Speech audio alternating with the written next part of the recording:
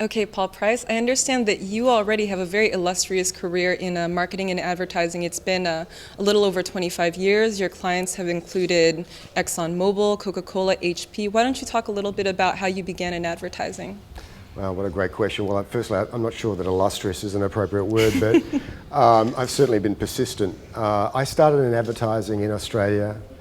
My first agency was an agency called MDA Mattingly, which eventually morphed into what is now Young & Rubicam in Australia. I worked for a few different agencies, including Grey and BBDO, before settling at DDB. And eventually I rose to become Managing Director of DDB Melbourne. And from there, and having gotten to know the folks at headquarters, and my wife also working in the business, she worked for BBDO, we encouraged the leadership at DDB New York that if a job became available for us, we'd be delighted to travel. And in fact, a job did in fact become available, and so we wound up in New York City, where we remain to this day. Mm-hmm. I am no longer in the advertising business. I'm in a very different business, but that's where my advertising career started and to some extent stopped. Between then and now, I became RAP's first global president and went through a process of helping RAP reposition itself for the digital age and position itself as a network. But shortly after that job, I was approached by a private equity firm who had bought a digital signage company called Creative Realities. Right. And in the last 2 years, I've been very focused on repositioning that company to provide not only digital signage, but very highly customized digital experiences for mostly retailers or people that are concerned with distributing at retail. So what's interesting about Creative Realities is that it tries to position itself as a kind of radical approach to creative. Can you talk a little bit about how the company was formed and about the way that you've been shaping it? Right. Well, Creative Realities started with the idea that clients needed a partner to develop experiences which combined the skills of not only digital signage, but stagecraft and theatrecraft. And amongst some of the early work it did was to help casinos bring a great deal more impact to the environments inside casinos with early forms of digital display technology, as well as staging things like Stanford University's alumnus program, which is a huge undertaking. Since taking the company over about 2 years ago, I've added a consulting and design team to the company's infrastructure so that we are able now to not only deploy and maintain the technology experiences that we create, but we are able to now provide the clients who need it the sorts of strategic planning and design services that they require to be more comfortable with deploying large digital experiences inside their store environments. Right. And what do you think, well, for you personally, is there a triumph of the agency that you consider particularly dear? Well, we recently won the contract to help Macy's renovate Herald Square store, which is arguably one of the largest department stores in the world, if not the largest. We have just started phase 1 of the construction phase, and we are about to install amongst 20 different digital experiences that we've designed and are now building for them. When that opens, I think that's going to be an incredible showcase of what our company is capable of and what we envision for any retailer who is wanting to distinguish their experience or make their experience in store more distinctive in today's marketplace. Additionally, we've won contracts from marketers who don't distribute at retail but are asking us to be, if you like, a digital innovation partner. Novartis is one of them, and we're working with Novartis designing a digital experience to augment the delivery of one of their therapies. We're not affecting the therapy, but we are putting around that therapy a number of digital experiences designed to encourage compliance. Right. That's something that I think is very interesting for us, and it's a great testament to our consulting and design skills. Do you consider those the biggest strengths of Creative Realities? Look, I think our key strength is that we have all the strengths required to make these very complicated installations possible. Yeah. You know, to do what we do would take dozens of different phone calls if it were done the traditional way.